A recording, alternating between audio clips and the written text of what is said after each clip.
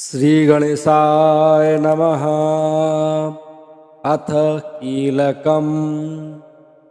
ॐ अस्य श्रीकीलकमन्त्रस्य शिवऋषिः अनुष्टुप् छन्दः श्रीमहासरस्वती देवता श्रीजगदम्बा प्रीत्यर्थं सप्तशती पाठाङ्गत्वेन जपे विनियोगः।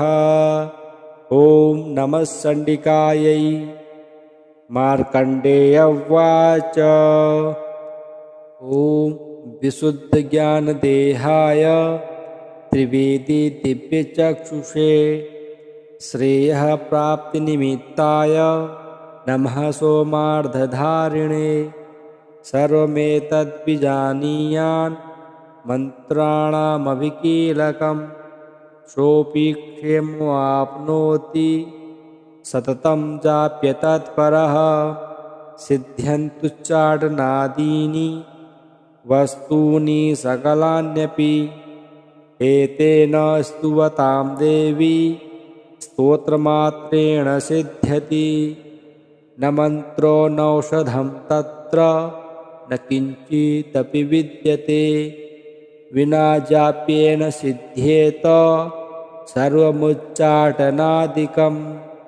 समग्राण्यपि सिद्ध्यन्ति लोकशङ्कामिमां हरः। कृत्वा निमन्त्रयामास सर्वमेवमिदं शुभम्। स्तोत्रं वै चण्डिकायास्तु तच्च गुप्तं चकार सः।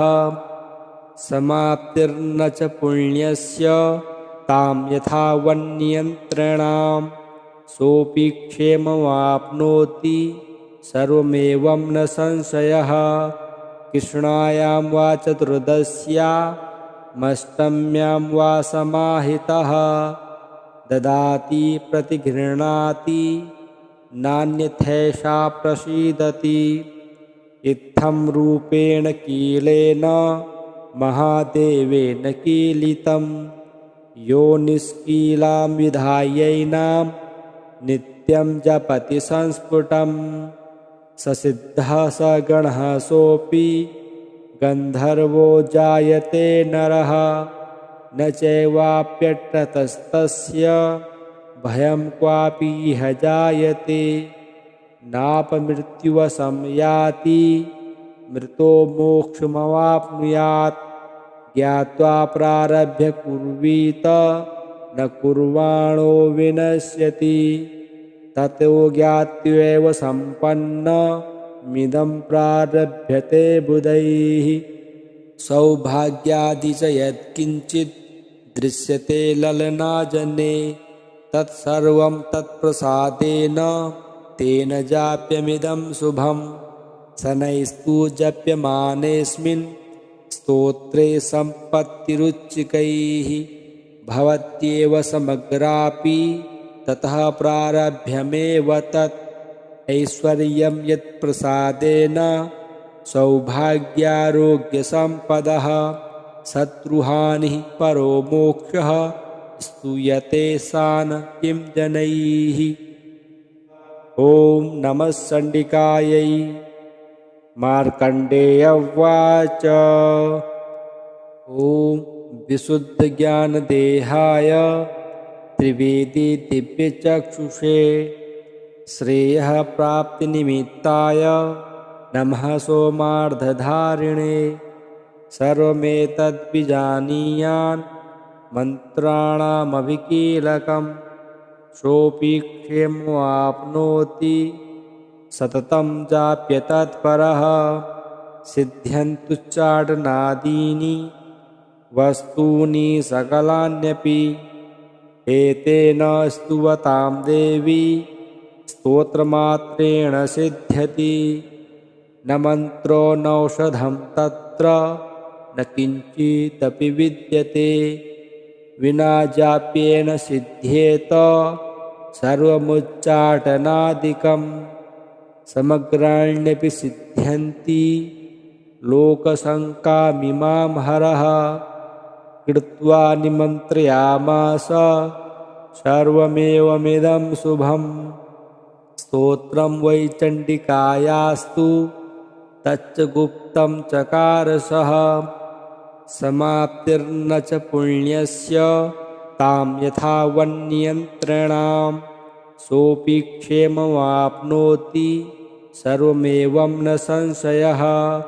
कृष्णायां वा चतुर्दश्यामष्टम्यां वा समाहितः ददाति प्रतिगृह्णाति नान्यथैषा प्रसीदति।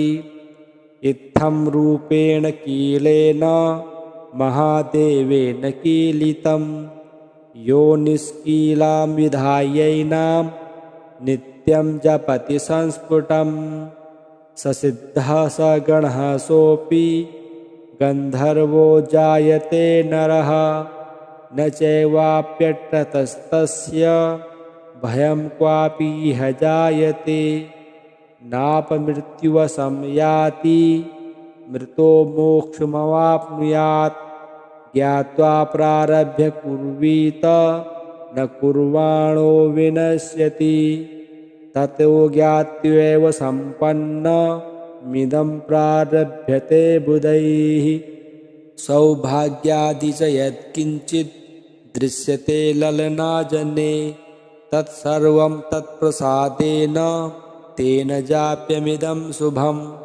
शनैस्तु जप्यमानेऽस्मिन् स्तोत्रे सम्पत्तिरुच्चिकैः भवत्येव समग्रापि ततः प्रारभ्यमेव तत् ऐश्वर्यं यत्प्रसादेन सौभाग्यारोग्यसम्पदः शत्रुहानिः परो मोक्षः स्तूयते सान किं जनैः। ॐ नमः चण्डिकायै। मार्कण्डेय उवाच